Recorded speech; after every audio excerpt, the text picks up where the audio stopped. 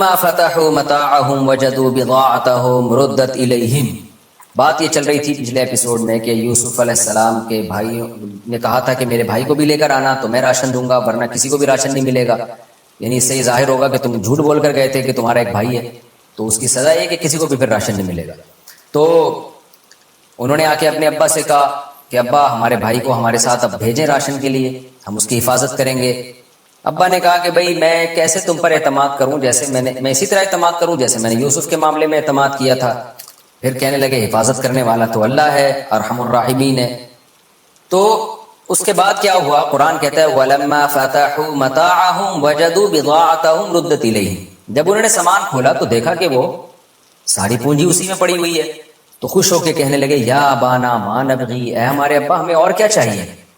هَذِهِ بِضَاعَتُنَا رُدَّتْ إِلَيْنَا، یعنی ہمیں یوسف یعنی ہمیں عزیز مصر پر جو اعتماد جو کرنا ہے اس میں ہمیں اور کیا چاہیے. ہمیں اتنا احسان کر لیا ایک آدمی نے کہ هَذِهِ بِضَاعَتُنَا رُدَّتْ إِلَيْنَا، جو ہماری جمع پونجی تھی، جو ہماری خون پسینے کی کمائی تھی، اس کو بضاع کہا جاتا ہے. جو ہماری جمع پونجی تھی ساری کی ساری واپس لوٹا دی. وَنَمِيرُ أَهْلَنَا، اب ہم اپنے اہل کے لیے راشن بھی لے کر آئیں گے. وَنَحْفَظُ أَخَانَا، اپنے بھائی کی ہم حفاظت بھی کریں گے. وَنَزْدَادُ كَيْلَ بَعِيرٍ، اور ایک اونٹ کے بقدر راشن اضافی لے کر آئیں گے جو بھائی کا ہوگا. ذَلِكَ كَيْلٌ يَسِيرٌ، یہ جو ابھی ہم راشن لے کر آئے ہیں یہ تھوڑا ہے، دوبارہ ہمیں جانا ہوگا اگلے سال یا اسی سال، وہ جو بھی ہے، تو ہم بھائی کو ساتھ لے جائیں گے اور پورا ایک اور ہم راشن کا وہ غلہ اپنے ساتھ لے کر آئیں گے. قال لن ارسلہ معکم، یعقوب علیہ السلام نے فرمایا اس کو میں ہرگز تمہارے ساتھ نہیں بھیجوں گا یہاں تک کہ تم اللہ کی طرف سے مضبوط معاہدہ میرے پاس لے کر آؤ گے، یعنی معاہدہ کرو گے. وہ معاہدہ کیا ہوا؟ لَتَأْتُنَّنِي بِهِ، تم ضرور اس کو واپس لے کر آؤ گے. الا ان یحاط بکم، الا یہ کہ تمہارا کوئی گھیراؤ ہو جائے، ڈاکو تمہیں پکڑ کے سارے قتل کر دیں، کوئی جیل میں ڈال دیا اور سب کے سب مارے جاؤ. وہ تو قدرت کی طرف سے کوئی حادثہ ہو جائے تو غلط بات ہے، لیکن ہر قیمت پہ تم نے اس کو لے کر آنا ہے. فلما آتوہ موثقہم، پس جب وہ اپنے ابا کے پاس آئے مضبوط عہد کے ساتھ، یعنی مضبوط عہد کیا انہوں نے، تو حضرت یعقوب نے فرمایا اللہ علی ما نقول وکیل، اللہ کارساز ہے، وہ جو کچھ ہم باتیں کر رہے ہیں اس پر وہ وکیل ہے، ہمارا ذمہ دار اللہ تعالیٰ ہے. یعنی اس کو حاضر ناظر جان کے ہم یہ معاہدہ کر رہے ہیں. جب یہ قافلہ تیار ہو کے اب مصر جا رہا ہے تو یعقوب علیہ السلام نے اپنے بچوں کو نصیحت کی یا بنی لا تدخلوا من باب واحد، اے میرے بچوں، میرے بیٹوں، ایک دروازے سے داخل نہ ہونا. وادخلوا من ابواب متفرقہ، مختلف دروازوں سے داخل ہونا. یہ یعقوب علیہ السلام نے کیوں کہا؟ تاکہ بیٹوں کو نظر نہ لگے. وجہ کیا تھی کہ ظاہر ہے یعقوب علیہ السلام ابراہیم علیہ السلام کی اولاد میں تھے، بہت خوبصورت تھے، انہی کی نسل میں تو بیٹا پیدا ہوا یوسف، جس کو اللہ نے آدھا حسن دیا. تو ظاہر ہے اتنے حسین کہ بھائی بھی حسین ہوں گے اور قداور تھے، اٹریکٹیو تھے، پھر ان کے ساتھ بنیامین بھی. تو یعقوب علیہ السلام کو یہ خطرہ ہوا کہ ایک ہی دروازے سے جب یہ جائیں گے نا تو مصر کے لوگ اچانک دیکھیں گے کہ یہ ایک باپ کے اتنے سارے بیٹے ہیں تو نظر نہ لگ جائے کہیں. ایسی صورت میں حدیث میں آتا ہے کہ العین حق، نظر جو ہے برحق ہے. یہ جو آج کل چھوٹی چھوٹی باتوں پہ لوگ وہمی ہو رہے ہیں یہ تو ایک الگ بات ہے، لیکن کسی کے بیٹے واقعی اتنے خوبصورت اور اتنے لہیم شہیم اور اتنی کثرت سے ہوں تو یہ ایک اچھمبے کی بات ہے نا. نظر ایسی چیز کو لگتی ہے جو بالکل ہی ایک اچھمبے کی چیز ہو، جو انسان کی توقع سے ہٹ کر کوئی کام ہو رہا ہو. تو اب سوال یہ پیدا ہوتا ہے کہ یہ پہلی مرتبہ میں یوسف یعقوب علیہ السلام نے اپنے بیٹوں کو کیوں نہیں کہا کہ الگ الگ دروازے سے داخل ہونا؟ جب فرسٹ ٹائم وہ راشن لینے کے لیے گئے تھے اس وقت کیوں نہیں کہا؟ دوسری دفعہ میں کیوں کہہ رہے ہیں؟ تو اس کی کچھ وجوہات ہیں. پہلی وجہ تو یہ ہے کہ اس دفعہ بنیامین بھی ساتھ ہے اور اس کی وجہ سے وہ ظاہر ہے وہ بہت خوبصورت ہوں گے کیونکہ وہ یوسف علیہ السلام کے سگے بھائی ہیں، تو نظر لگنے کا خطرہ پچھلی دفعہ کی نسبت زیادہ. اور اس سے بھی زیادہ معقول بات یہ تھی کہ مصر کے لوگ اب ان کو پہچان گئے تھے کہ یہ ایک باپ کے بیٹے ہیں. فرسٹ ٹائم جب گئے تھے تو لوگوں نے قافلہ سمجھا ہوگا، لوگوں کیا پتا ہوگا یہ سارے بھائی ہیں، یہ لوگ سمجھ رہے ہوں گے مصر سے قافلہ ہے. لیکن جب یوسف علیہ السلام کے محل میں رہے، پتہ چلا کہ یہ سب ایک بھائی ہیں سب، تو پھر لوگوں میں یہ بات پھیل گئی. اب جب دوبارہ آئیں گے تو لوگ بولیں گے کہ یار وہ باپ کتنا خوش قسمت ہے جس کے اتنے خوبصورت خوبصورت بھائی ہیں، بیٹے ہیں، اور ایسے لہیم شہیم اور اتنے اٹریکٹیو. اور پھر لوگوں نے یوسف علیہ السلام کو ان کا اکرام کرتے ہوئے دیکھ بھی لیا تھا، تو ایک جیلسی بھی پیدا ہو سکتی ہے کہ ہمیں اتنا پروٹوکول نہیں مل رہا، ہم اتنے عرصے سے یوسف کے ساتھ ہیں اور یہ ان کو اتنا عزت مل رہی ہے، اتنا پروٹوکول مل رہا ہے. تو یہ تمام باتیں حسد پیدا کرنے کا ذریعہ تھیں، اور ظاہر ہے حاسد کی نظر لگنے کا خطرہ زیادہ ہوتا ہے. تو اس لیے یعقوب علیہ السلام نے کہا کہ اگلے دروازے داخل ہونا. اب اس میں ایک اشکال ہوتا تھا کہ بھائی یہ نظر وغیرہ سے بچنے کا اہتمام تو عام طور پہ وہ لوگ کرتے ہیں جن کا اللہ پہ توکل نہیں ہوتا.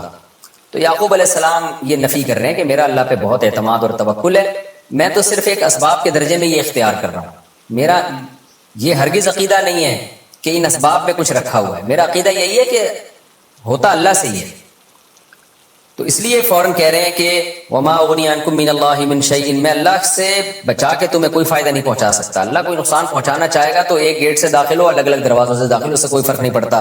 ان الحکم الا للہ، اصل حکم تو صرف اللہ کا ہے.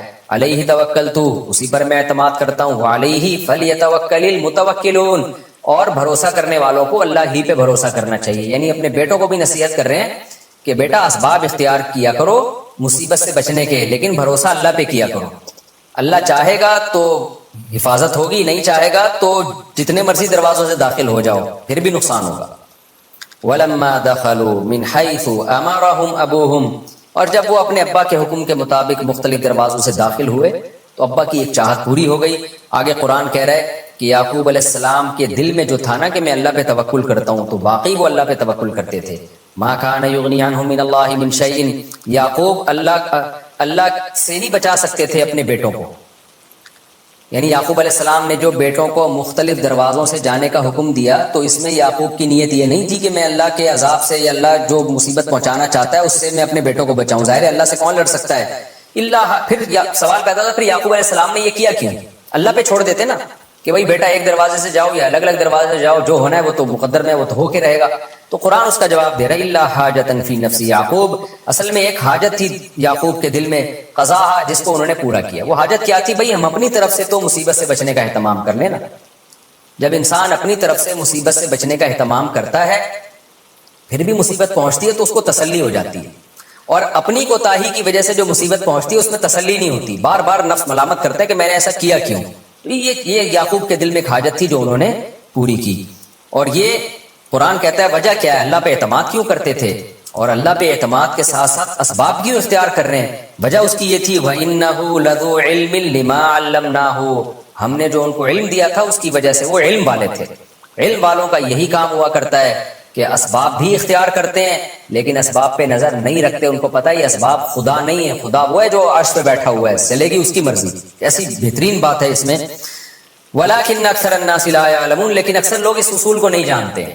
اکثر لوگ نہیں جانتے کہ اسباب اختیار کر کے توکل اللہ پہ کرنا ہے. اکثریت کی تو حالت یہ ہے کہ یا تو اسباب اختیار نہیں کرو، صرف اللہ پہ اعتماد کرو، جس کو غلط اعتماد کہا جاتا ہے، یعنی بے موقع اعتماد کہتے ہیں، غلط تو نہیں، بے موقع اعتماد. یا یہ کہ اسباب ہی پر توکل کر کے بیٹھ جاؤ جیسے کہ غیر مسلم لوگ کرتے ہیں. یہ ہمارا رکوع الحمدللہ تفسیر کے لحاظ سے بھی کمپلیٹ ہو گیا. اس میں جو کچھ علمی نکات ہیں خلاصے کے طور پہ میں بیان کرتا ہوں، پھر ہم آگے چلتے ہیں. یعقوب علیہ السلام دیکھیں دوبارہ اپنے بھائی کو بنیامین کو بلا رہے ہیں. اس سے کتنا بڑا سبق ملتا ہے کہ اللہ اپنے بندوں کو کیسے کیسے آزماتا ہے. یعقوب علیہ السلام کی آزمائش میں اور اضافہ ہو رہا ہے. وہ دعائیں مانگ رہے ہیں کہ بیٹا میرا واپس آ جائے، اور اللہ دوسرے بیٹے کو بھی رکھنے کا انتظام کر رہے ہیں. اور دوسری بات یہ کہ انہوں نے ان کے گجاوے میں سامان رکھ دیا، یہ احسان تاکہ ان کو رہے کہ بھئی احسان کیا ہے، اس کی وجہ سے ہی واپس آئے. اس سے ہمیں پتہ چلتا ہے کہ یوسف علیہ السلام تدبیریں بھی اختیار کر رہے ہیں. آج دینداروں میں تدبیر کی بہت کمی ہے، صرف دعائیں کرتے ہیں، تدبیریں اختیار نہیں کرتے. تو نہ صرف تدبیر میں رکھا ہے نہ دعا میں، دونوں کام کرنے چاہیے. اور تیسری بات یہ کہ یعقوب علیہ السلام بھی کیسے قحط سے بچنے کا اہتمام کر رہے ہیں. یعقوب علیہ السلام کہہ سکتے تھے ہمیں کیا ضرورت ہے بھائی ہم مصر میں بھیجیں اور پھر اپنے اس بھائی کا بھی رزق لیں، ہم بنیامین کا بھی رزق لیں، تو ہم رزق نہیں لیں گے، اللہ کھلائے گا. نہ نہ نہ نہ، گراؤنڈ ریئلٹی کو دیکھ رہے ہیں وہ کہ بھائی رزق تو اس میں بھی ہے کہ بھائی کو بیٹے کو میں بھیج دوں، اپنے بنیامین کو بھیج دوں، یہ بھی ایک رزق ہے. لیکن اس کا یقین نہیں ہے کہ یہ اس کو بھی کنویں میں ڈال دیں گے یا مجھ سے دور کر دیں گے. دوسری طرف زمینی حقیقت کیا کہتی ہے؟ اگر راشن نہ منگوایا تو ہلاکت یقینی ہے، بارش نہ ہوئی تو کیا کریں گے ہم؟ دیکھیں کتنی لاجک کی بات کر رہے ہیں نا یعقوب علیہ السلام. خطرہ کتنا شدید ہے کہ ایک بیٹا میرا گیا دوسرا بھی نہ چلا جائے، لیکن بھائی اس میں تو پھر بھی امکان ہے کہ شاید واپس آ جائے، مگر اگر بیٹے کو نہ بھیجا تو قحط سے سب لوگ ہلاک ہو جائیں گے۔ آج کے دیندار لوگ کیا کر رہے ہوتے ہیں، آج کا کوئی ہوتا ہمارے جیسا نالائق تو وہ کیا فیصلہ کرتا، بھائی بیٹے کو تو بھیجنا نہیں ہے، رہا مسئلہ کہ بارش نہیں ہو رہی تو کیا ہوگا، کوئی بات نہیں، دیکھا جائے گا، ابھی تو یہ تو کھاؤ نا راشن، یہ جب ختم ہو جائے گا تو دیکھیں گے کیا کرنا ہے، ختم ہو جائے گا تو پھر کون انتظار کرے گا، اتنے دن بھوکے رہیں گے کہ مصر میں جا کے واپس لانا ہے۔ نہیں جی ہو سکتا ہے اللہ تعالیٰ بارش برسا دے، نہیں جی ہو سکتا ہے اللہ تو بڑا غفور رحیم ہے۔ بھائی ہم نے یہ دیکھنا ہے کہ امکان کے درجے میں کیا کیا ممکن ہے، آپ نے یہ دیکھنا ہے کہ اگر نہیں ہوئی تو کیا ہوگا۔ جیسے یعقوب علیہ السلام پلاننگ کر رہے ہیں فیوچر کی، یوسف علیہ السلام بھی پلاننگ کر رہے ہیں۔ یوسف علیہ السلام یہ بھی کہہ سکتے تھے کہ 7 سال جب بارش ہوگی نا رج کے کھانا، اگلے سال جب کہے تو آئے گا تو دیکھا جائے گا، یار جس اللہ نے 7 سال کھلایا اگلے 7 سال بھی وہ کھلائے، یہ بھی تو کہہ سکتے تھے نا۔ نہ بڑے پلاننگ سے استعمال کر رہے ہیں کہ اتنا استعمال کرنا ہے اور اتنا کھانا ہے اور اتنا فروخت کر کے معیشت کو مضبوط کرنا ہے، یہ پلاننگ ہو رہی ہے پوری کی پوری، جو آج کل دینداروں کی زندگی سے یہ پلاننگ نکل چکی ہے۔ اور یعقوب علیہ السلام بھی پلاننگ کر رہے ہیں کہ بچوں کو بھیج رہے ہیں کہ راشن لے کر آؤ، اس احتمال پہ نہیں ہے کہ بھائی میں تو اللہ کا پیغمبر ہوں، میرے تو سارے نیک بچے ہیں، اللہ نے روزی کا تو ہم سے نیک لوگوں سے تو ویسے ہی روزی کا وعدہ کیا ہوا ہے، میرے دادا ابراہیم علیہ السلام تو بڑے بزرگ تھے، ہمارا خاندان کیسے ہلاک ہو سکتا ہے۔ جیسے وہی بات ہے نا کہ نمازیوں کو کورونا کیسے ہو سکتا ہے، کورونا کے دنوں میں یہ باتیں بہت ہوئی ہیں مسجدوں میں، جو تقوی اختیار کرتے ہیں ان کو وبائیں کچھ نہیں کہتی، یہ وبا تو ان لوگوں کو آئے گی جو شرابیں پیتے ہیں، یہ سب فضول قسم کی باتیں ہیں جو شریعت کے مزاج کے بالکل خلاف ہے۔ تو کہیں بھی ایسا نہیں ہے کہ جب کوئی وبا آئے تو نیک لوگوں کو نہ ملے، برے لوگوں کو ملے، وہ تو قحط آتا ہے تو سبھی ہلاک ہوتے ہیں اس میں، اور سبھی آزمائشوں میں آتے ہیں۔ تو یعقوب علیہ السلام اپنے پیغمبر ہونے کی بیس پہ یہ نہیں کہہ رہے کہ میں نے اسباب اختیار نہیں کرنے، بھائی یہ جمع پونجی لے کے جاؤ اور راشن لے کر آؤ، اور پھر رسک بھی لے رہے ہیں کہ بیٹے کو بھیجنے کا خطرہ بھی مول لے رہے ہیں کہ ہم نے تو بھائی اسباب اختیار کرنے ہیں، باقی پھر دعائیں اللہ سے مانگنی۔ اور یہ بھی دیکھیں کہ یعقوب علیہ السلام نے کچھ جمع پونجی جمع کی بھی تھی، اگر یعقوب علیہ السلام جتنا پیسہ آ رہا ہے سارا خرچ کر رہے ہوتے تو اب جب قحط آیا ہے تو ان کے پاس راشن خریدنے کے پیسے کہاں سے آتے؟ ظاہر ہے انہوں نے کچھ پیسے جمع پونجی کے رکھے ہوئے بھی تھے کہ اگر خدا نہ خواستہ کوئی ایسے حالات آ گئے تو ہم اتنا خاندان میرے ساتھ ہے، ان کی ازواج بھی، بیویاں بھی زیادہ تھیں، اولاد بھی بہت تھی، تو کچھ انہوں نے اسباب بھی اختیار کیے ہوئے تھے کہ اگر خدا نہ خواستہ کچھ حالات اوپر نیچے ہوتے ہیں تو اتنا میرے پاس اس پیر میں رہے کہ میں ان حالات کو کنٹرول کر سکوں، تو اس کے لیے انہوں نے جمع پونجی بھی رکھی ہوئی تھی۔ تبھی اس کو جمع پونجی کہا جاتا ہے کہ بہت زیادہ نہیں تھی وہ، کیونکہ جو ہوس والا آدمی ہوتا ہے وہ تو کروڑوں روپے پلاٹوں کی صورت میں جمع کر کے رکھتا ہے، وہ تو اس کو تو مرنے کا خیال ہی نہیں ہوتا۔ یعقوب علیہ السلام نے اتنا کہ جو ہے نا 1 آدھ سال اگر آزمائش کے حالات آئیں، چند سال آئیں تو ہم اس میں سروائیو کر سکیں، تو یہ پہلے سے انہوں نے انتظام کیا ہوا تھا۔ اس سے پتہ چلتا ہے کہ کچھ رقم بچا کے رکھنا کہ اگر خدا نہ خواستہ ابھی میری جاب چلی جائے یا ابھی اچانک میرے حالات خراب ہو جائیں تو میں کیسے معاشرے میں چلوں گا، تو اتنی رقم بچا کے رکھنا یہ بھی توکل کے خلاف نہیں ہے۔ ہاں توکل کے یہ خلاف ہے کہ جو زندگی کے 10-20 سال رہ گئے ہیں اور اربوں روپے کے پلاٹیں خریدتے چلے جا رہے ہیں، کوئی انتہائی نہیں ہے۔ علماء نے کہا کہ 1 سال کی کم از کم جو ہے نا، اگر آپ جاب لیس ہو جاتے ہیں تو 1 سال تک آپ سوسائٹی میں سروائیو کر سکیں، اتنی جمع پونجی رکھنا ضروری ہے، پھر اس سال میں آپ اگلے سالوں کے لیے بھی انتظام کرنا شروع کر سکتے ہیں۔ تو خیر یہ ساری باتیں ہمیں یہاں سے پتہ چلتی ہیں، اور نظر بد کا برحق ہونا بھی پتہ چلتا ہے اس سے ہمیں کہ نظر لگنے کا بھی پورا خطرہ ہوتا ہے، جیسے کہ حدیث میں یہ مضمون بہت زیادہ واضح ہے، اور نظر سے بچنے کا اہتمام کرنا چاہیے۔ حدیث میں دعا سکھائی گئی ہے، اعوذ بکلمات اللہ التامہ من کل شیطان وہامہ ومن کل عین لامہ، اسی طرح سورہ فلق، سورہ ناس، اپنے اوپر اپنے بچوں پہ دم کرنا چاہیے اس کو۔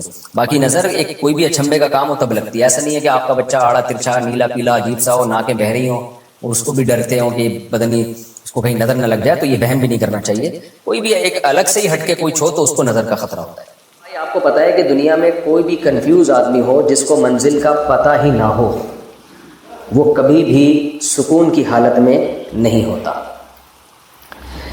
یہ غیر مسلم جو یہاں پر رہتے ہیں ان کی ایک منزل ہے، وہ دنیا، اسے کیا کہا جاتا ہے؟ دنیا۔ یہ موت کے بعد کی زندگی پر یقین نہیں رکھتے، کہتے ہیں ہم جب مر جائیں گے تو مر کے مٹی ہو کے ختم ہو جائیں گے، لہذا ان کا ہدف بہت واضح ہے۔ اردو سب لوگ سمجھ رہے ہیں؟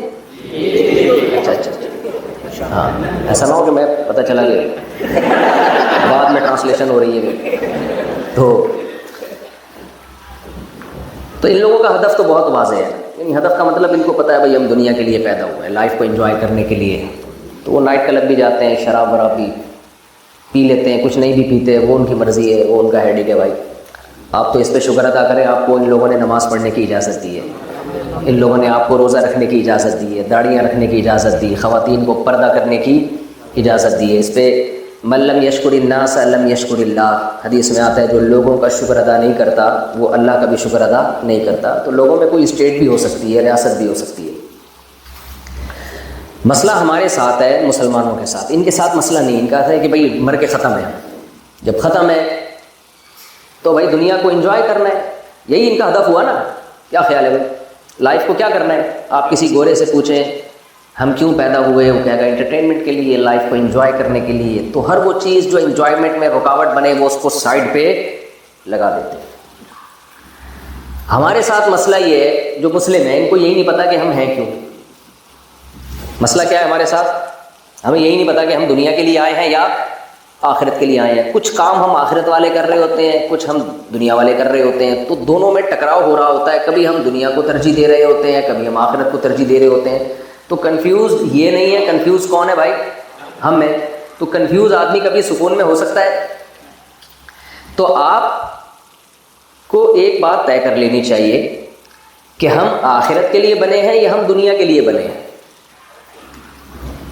دیکھیں، ہم جس قرآن پر ایمان رکھتے ہیں نا، اس قرآن نے ہمیں یہ بتایا ہے کہ اللہ نے ہمیں ایک خاص مقصد کے لیے پیدا کیا ہے۔ وہ مقصد کیا ہے؟ سورہ ملک میں اللہ نے بیان کیا، تبارک الذی بیدہ الملک وہو علی کل شیء قدیر الذی خلق الموت والحیاۃ لیبلوکم ایکم احسن عملا۔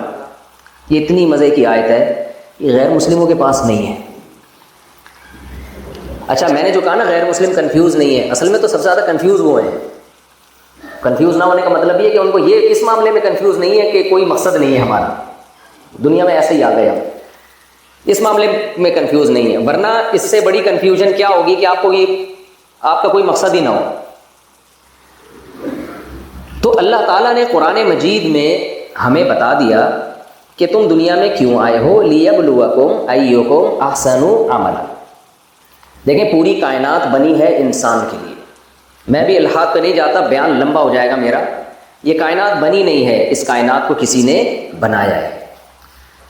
اس پہ کیا ڈارون کے کیا اشکالات ہیں وہ مفتی یاسر قاضی صاحب جواب دیتے رہتے ہوں گے آپ کو انشاءاللہ۔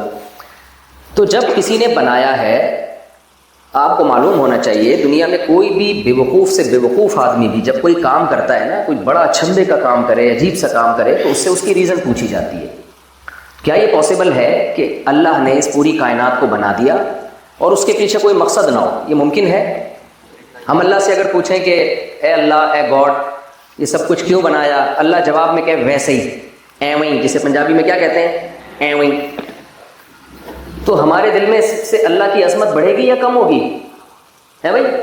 دیکھو، ایک بلڈر نے بڑی خوبصورت عمارت بنائی، بہت بہترین بلڈنگ بنائی، گھر بنایا، بنگلہ بنایا، کچن بھی ہے، واش روم بھی ہے، اس میں بیڈ روم بھی ہے، ساری سہولت کی چیزیں۔ آپ کو لگ رہا ہے کہ اس میں یہ رہائش کا پورا انتظام کیا جا رہا ہے۔ اس میں آپ نے بلڈر سے پوچھا یار کروڑوں خربوں روپے لگا کے تم نے یہ بلڈنگ کیوں بنائی؟ وہ جواب میں کہ ایویں۔ جواب میں کیا کہتا ہے وہ؟ جو پنجابی ہیں ان کو سمجھ میں آئے گا، ایویں بنا دی۔ تو آپ بولو گے یار تو کیا کر رہا ہے، تو انسان ہے کیا ہے بھائی؟ تو ایسے ہی اتنی بڑی تو نے گلشن سجا دی ہے بلا وجہ، کوئی ہدف نہیں، کوئی مقصد نہیں۔ قرآن میں اللہ تعالیٰ فرماتے ہیں کہ یہ جو آسمان اور زمین ہم نے بنائے ہیں یہ ایویں نہیں بنائے۔ ما خلقنا السماء والارض وما بینہما باطلا ذلک ظن الذین کفروا۔